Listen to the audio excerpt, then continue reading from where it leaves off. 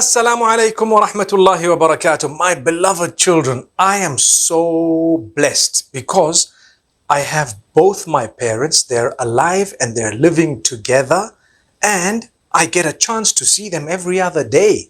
Alhamdulillah, that's a very big blessing. There are so many others out there. Maybe some of you don't have any parents. Well, that's not a bad thing because the Prophet Muhammad, peace be upon him, when he was born, his father had already passed away.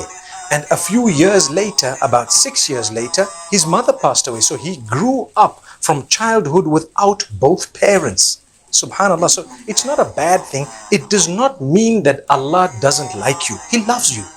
The one he loved the most was Muhammad, peace be upon him. If Muhammad, peace be upon him, didn't have his parents at a young age, then it's not a sign that Allah doesn't love you. It's a sign that Allah loves you, in fact. But we're so fortunate that we have our parents in most cases. They're there to guide us.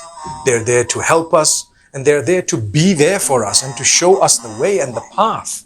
Now, I know that in some cases you might not have both parents. You might be living with a stepmom or a stepdad. That's also your parent, technically. You can call them mom or dad, there's no problem. For as long as you know, this is my stepmom and my stepdad, that's okay.